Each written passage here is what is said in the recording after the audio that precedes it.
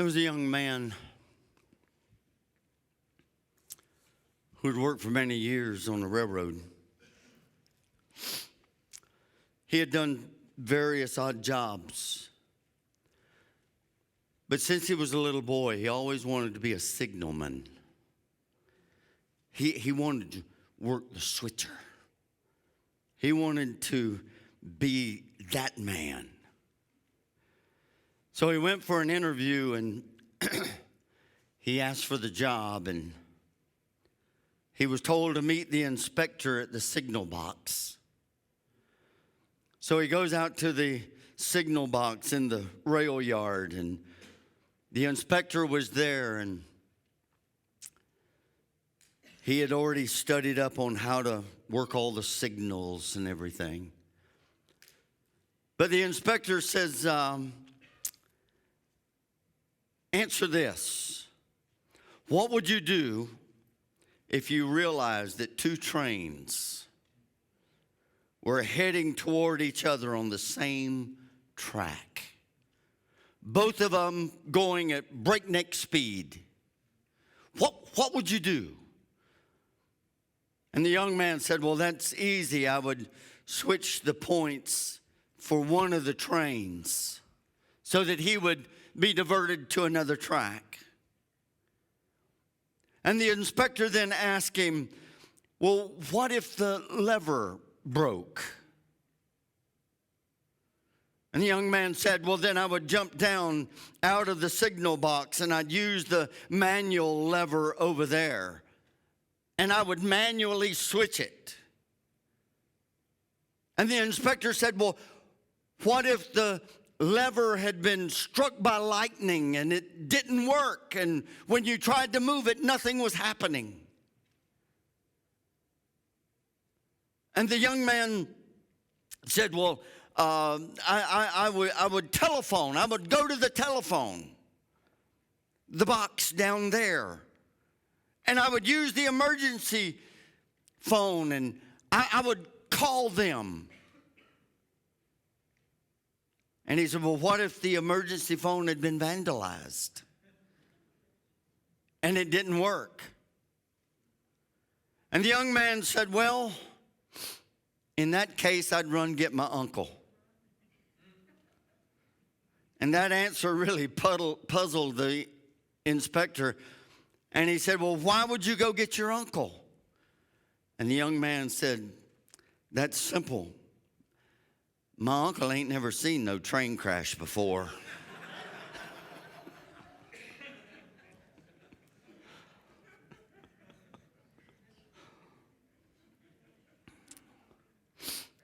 There's a lot of things that you and I have never seen. That doesn't mean that they're not possible. There's a lot of things that you and I have never witnessed, but that does not mean that they're not possible. In Mark chapter 10, verses 46 and 51, pay close attention.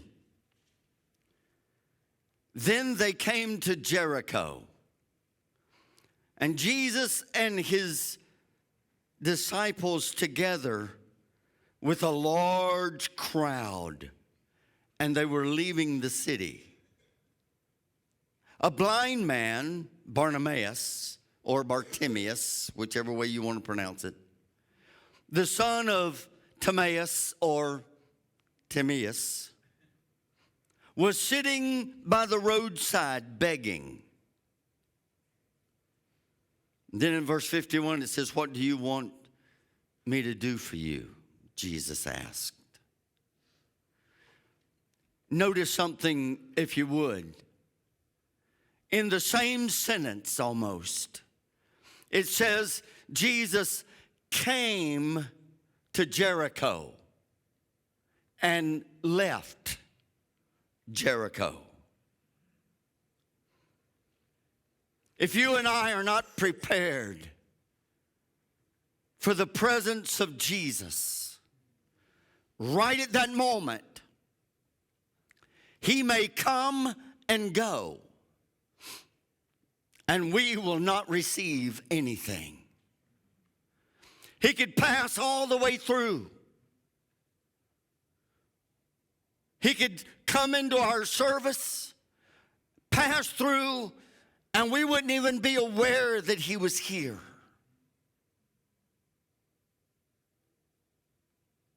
As I look at this and I ponder those things, suddenly my heart becomes concerned with a man who was sitting begging, who was blind. Not only was he blind, because he was begging, he was poor. That was a dark spot in the sunlight of his life. There was a question mark, if you would, on the very goodness of God. From the darkness of his mother's womb, he passed into the darkness of this world. Blindness, for most of us, have always evoked a degree of pity.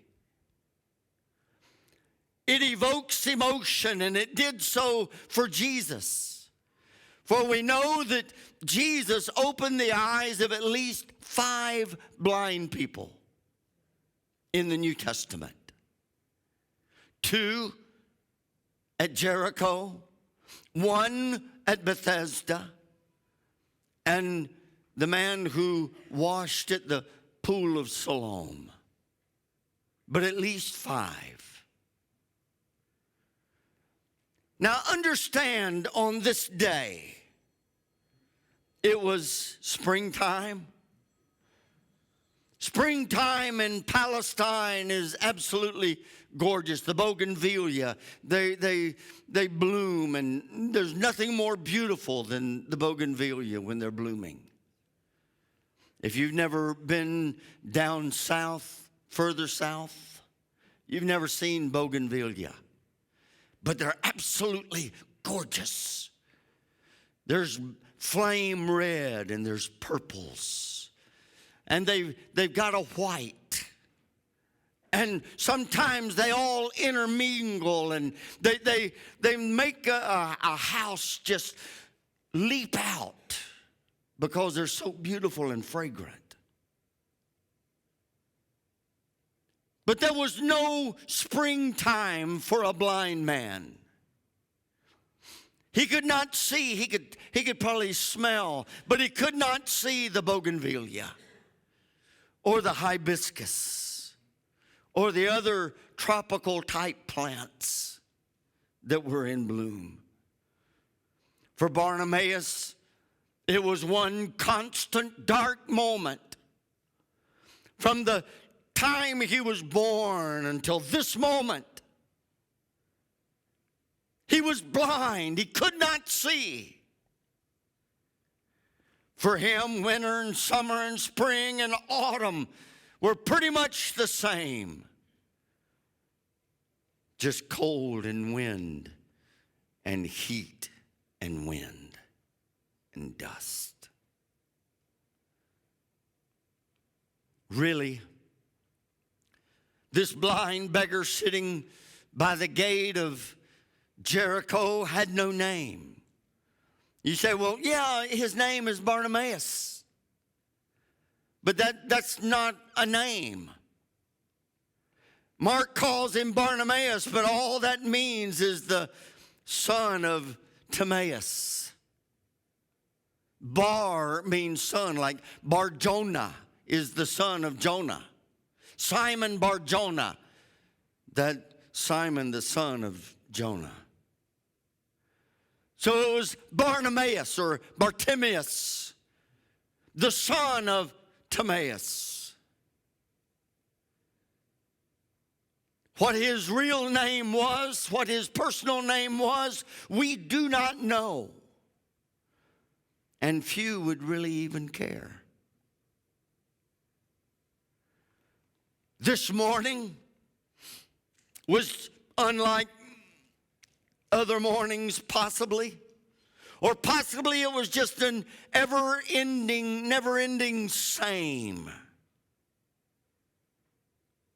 That dawn that came over the dusty houses and the walls of Jericho The blind man arose from where he had slept the night, shook his shabby garments that he was wearing,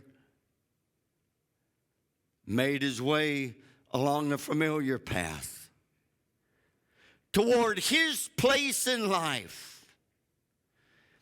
He had found that at the gate of Jericho was the best place to be. Since he'd been around a long time in such a state, he had squatter's rights. So every morning he would make his way to the gate of Jericho. He would move slowly up the streets. When he had reached that main gate, he would sit down in his familiar place against the wall. This morning he drew his shabby robe close to him because the morning air was kind of cool and crisp. There was one thing in his heart and one thing on his mind. He was hoping that the luck of that day would be good for him, would be good to him. He heard the day around him beginning. I don't know if you've ever been up early in the morning, but there's been a few mornings that I've gone out and sat on the porch as the sun was coming up. There's something strange in this area, especially where I live. Suddenly there's a hum, and I can hear the hum. And the hum gets louder and louder and louder until it's a soft roar. It's the cars going up and down 77, going across the bridge. But you hear it as the day builds. There's all kinds of noises coming from our housing area. Doors slamming and kids calling out to one another, and buses going in and out, and trucks cranking up. And there's one guy down on the end of the street that has a motorcycle, and when the weather's good and it's not raining, which it hadn't in a while, he goes roaring down the road. As you sit there, you can even tell who stops at the stop sign and who don't.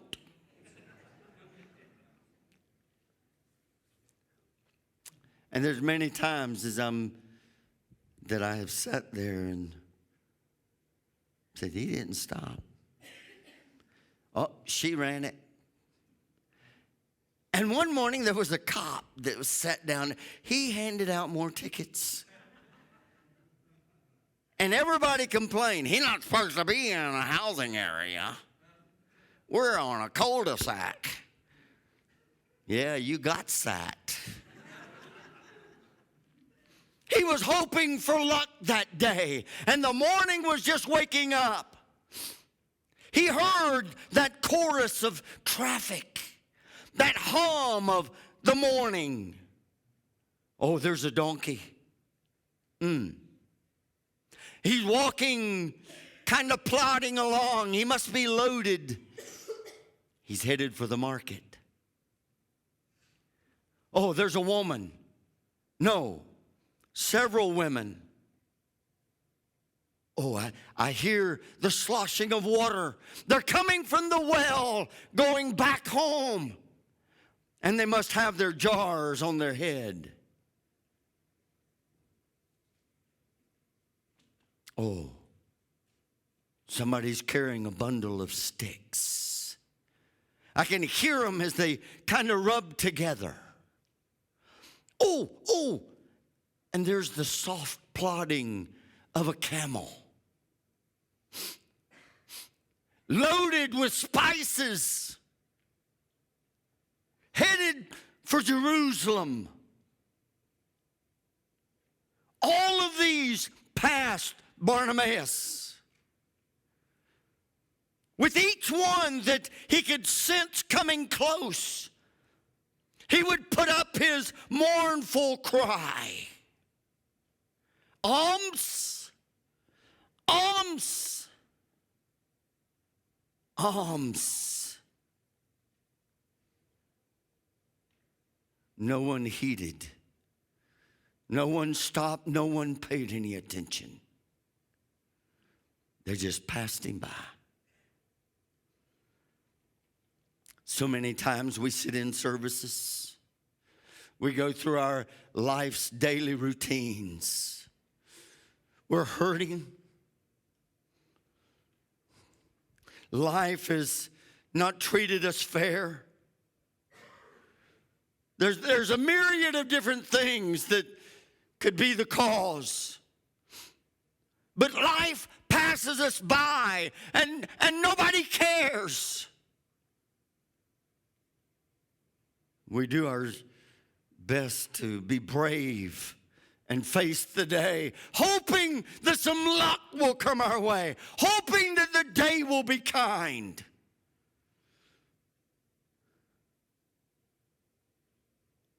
That's where Bartimaeus was. That's what was going on. And suddenly there was a sound that he had heard very few times before. And he lifted his head and he cocked it this way and then that way, trying to figure out the direction that the sound was coming from. That practiced ear picked up immediately the rustling sounds, the hum, if you would, the cries of a crowd and many shuffling feet. The people were hurrying past him, going toward that sound. And then suddenly they were rushing past him, going out the gate. As the people hurried by, Bartimaeus listened intently for a moment. Then he heard somebody close and he reached out and he grabbed a garment. What's the excitement? What's all the clamor about? Where are all the people going? What do they see? And the voice of the stranger, whose cloak he held on to, said, "It's Jesus of Nazareth, and he's passing by."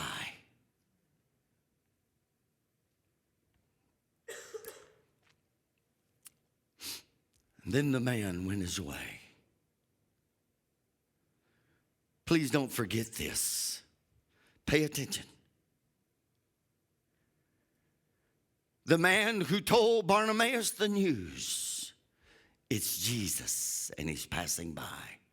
If he had not told him,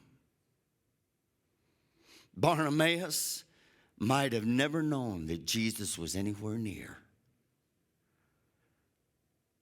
Had he not taken that moment and let a blind man know it's Jesus and he's passing by, Bartimaeus would have never known that Jesus was in the area, perhaps until he was long gone. What a service, what a ministry took place right there.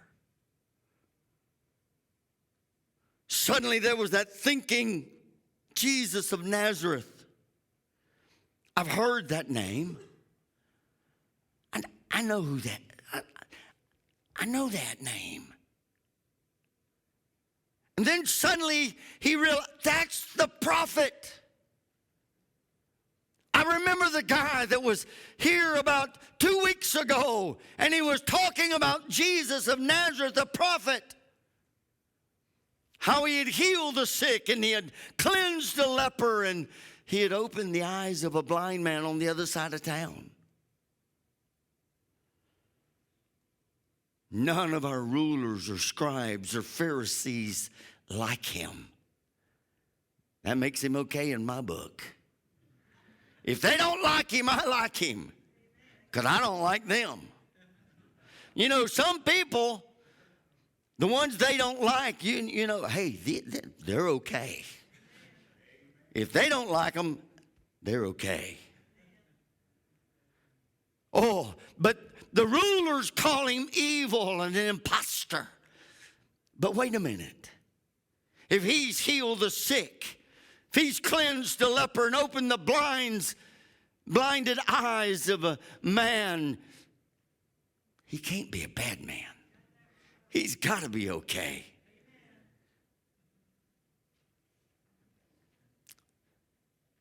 Suddenly you know, some people say that he's the Messiah. I remember hearing that lady say that.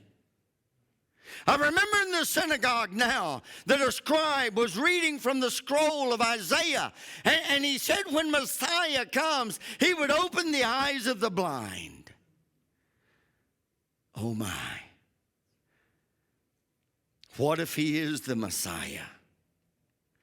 What if he can open the eyes of the blind? Oh, I want to see. I want him to open my eyes. I want to be able to see. And the noise of the crowd was right there. All of this happened in a flash.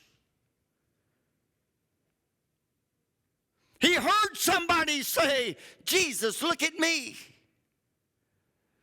So he knew that Jesus had to be close. So he cried for mercy. He asked God for mercy. He thought perhaps like you have. I'm really only a beggar. I'm nothing. And somebody said this to me in the last 2 weeks. I'm a nobody. I'm a nothing. Why would God pay any attention to me?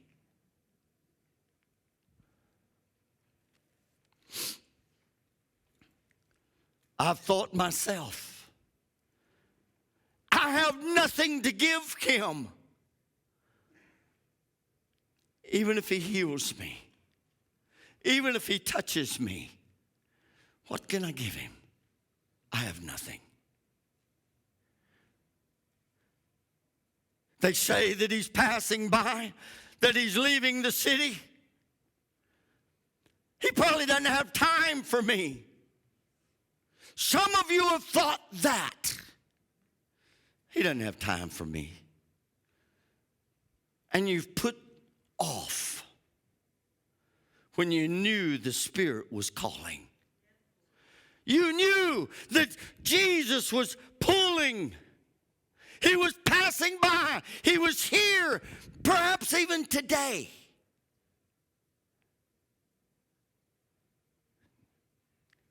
He wouldn't be interested in me.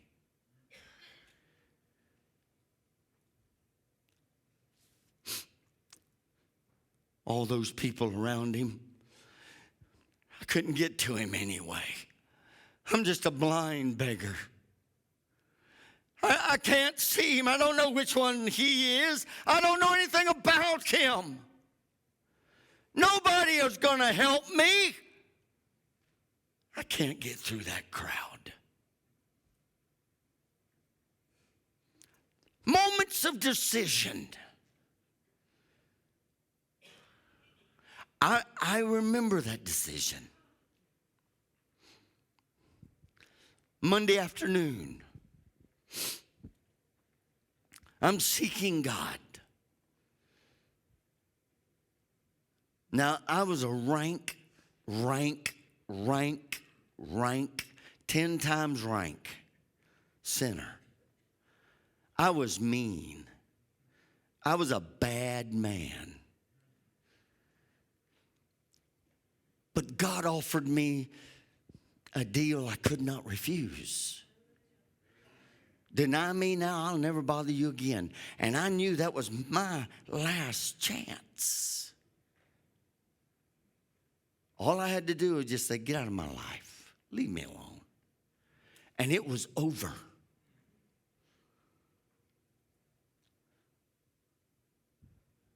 I knew I couldn't afford to do that. To make a long story short, after I had read almost the entire book of Revelation that afternoon, weird place to get saved. The woman riding the back of the beast into the wilderness. And I'm saying, oh, Jesus, if you're who this book says you are, and if what's going to happen that this book says is going to happen really is going to, I'm in bad mess. I'm in serious trouble, and I need some help. My theological prayer. Oh, Jesus. It wasn't that way. It was, Jesus, if you're who this book says you are, and the things that it's talking about is going to happen is really going to happen, I'm in a mess, and I need your help. A moment, a decision, a desperation. That's where Bartimaeus was. He said, oh, what if he can open my eyes and I don't ask him? I don't get his attention. What have I got to lose, even if he can't? I don't have anything better to do. So I might as well. And he lifted his voice. Jesus, Mark chapter 10, verse 47. Jesus, Son of David, have mercy on me. That man whose cloak he had grabbed just a few moments before had said it was Jesus of Nazareth. That's all that he had said. But Bartimaeus was adding to that. He was putting in a little bit more. Son of David. Suddenly there was something rising up in him.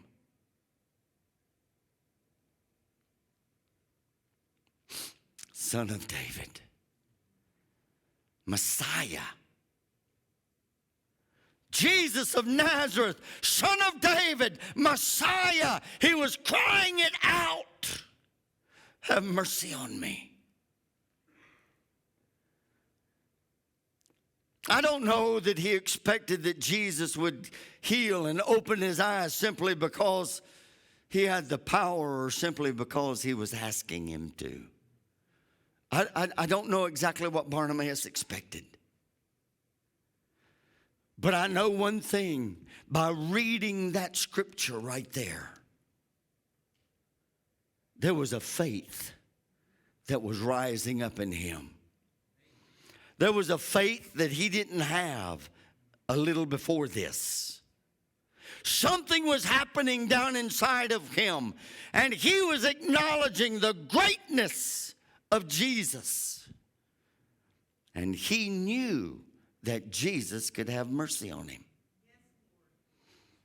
Suddenly, all of that had come to fruition down inside of him, and he was shouting it out.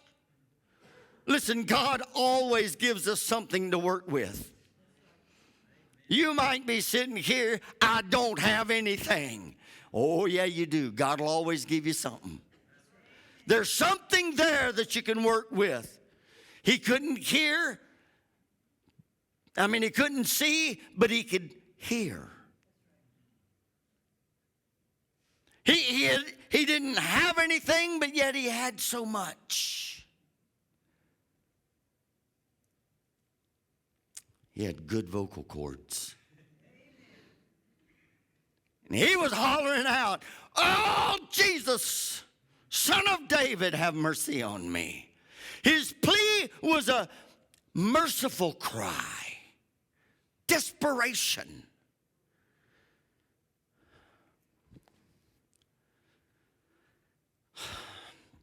desperation is always better than despair. Because in desperation, you're still reaching. In desperation, you're still hollering. In desperation, you're still seeking. In despair, you've given up. He was in desperation. I need a touch.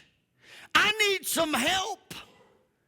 And that man is the one that can help me.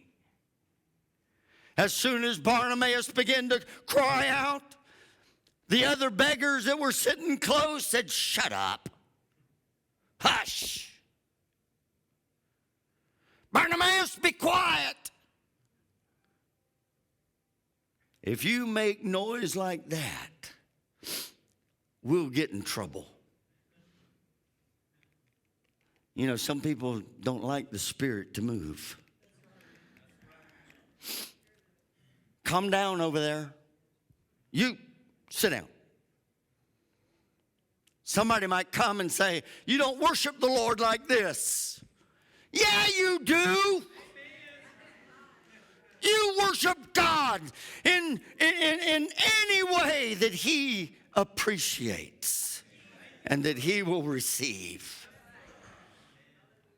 Listen, first time Susan and I ever went in a Pentecostal church, it almost scared the pudding out of us. I'm not joking you. I'd heard stories about people like you. My daddy said they'll throw white stuff on you, the powder stuff, and it'll make you go crazy. You'll roll on the floor. I heard that when I was a little boy. Because there was a Holy Roller church on the other side of the canal from our church.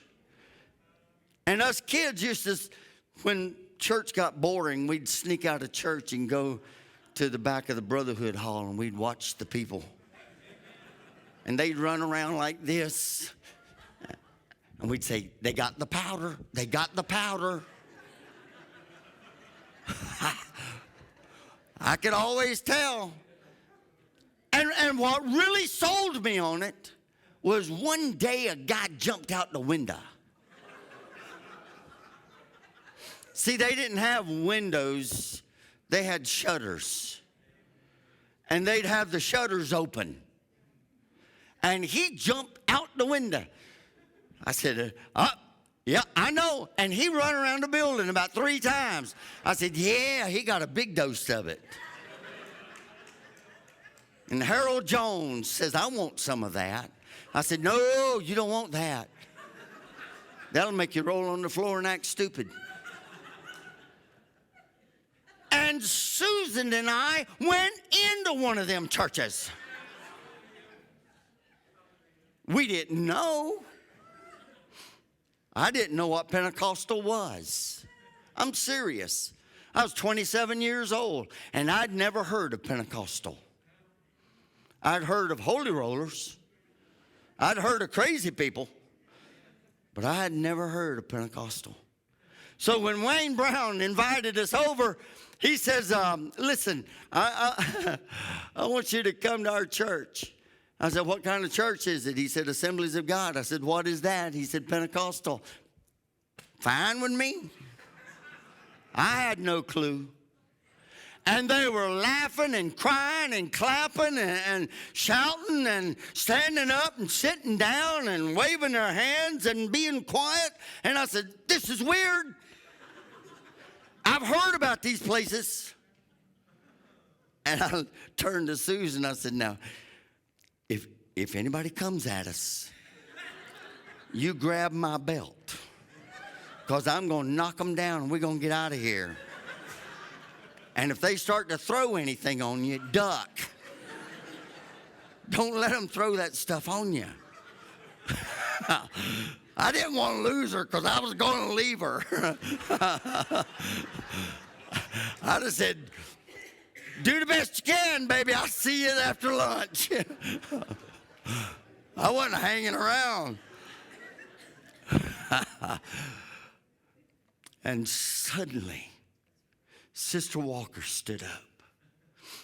began to speak in tongues and cry and do the chicken walk. That's the only way I could describe it, and that's what I called it for years. Still call it that. She was doing the chicken walk. Ooh, ooh, ooh.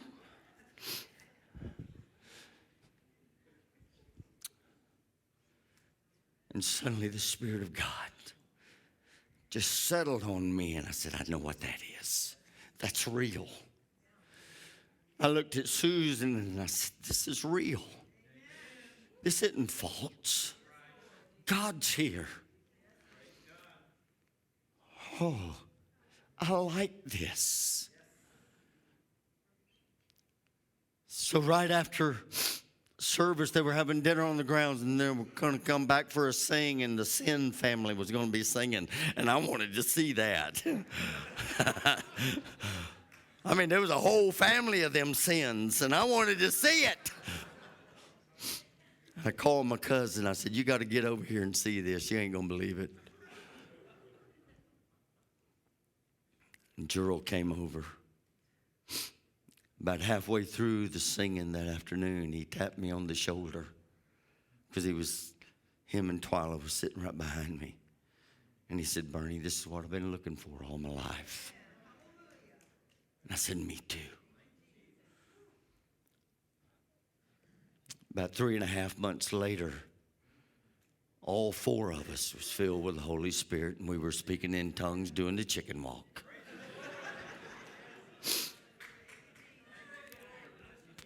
Barnabas didn't know exactly what was going to happen. He didn't know exactly what was going on. But there was a desperation that was down inside of him. He knew that the only help was there. I don't know how he knew, but he knew. He had heard the stories and he believed them. As soon as he began to cry out, everybody started telling him to hush. You'll get in trouble, and you'll get us in trouble. Just hush.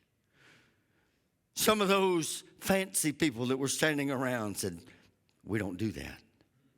Calm down. Barnabas cried all the more, louder and louder. Listen to me. I'm going to close with this thought. I haven't gotten very far, but I'm going to close. No one ever came to Jesus that somebody didn't try to stop them. Nobody ever came to Jesus that somebody didn't try to hold them back. It's bad enough for you not to come. But it's even worse for somebody else to hinder, or for you to hinder somebody else. So ask yourself, have I ever helped anybody come to Jesus? Because that's an important question, but one that's just as important. Have I ever hindered somebody from coming to Jesus? There's words and there's deeds that sometimes hold people back. But Barnabas, the more that they rebuked him, the louder he cried. Be quiet. Jesus! Hush! Jesus! Sometimes that's what we have to do. If anyone's going to come to Jesus, he'll have to overcome the obstacles, the doubts, the fears, and slip on in.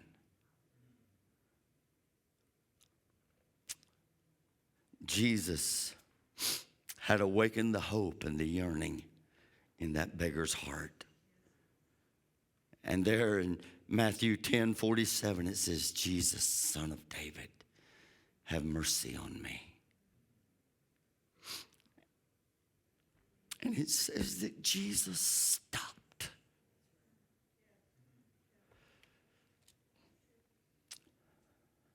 Jesus has stopped here right now. Bow your heads with me, would you please?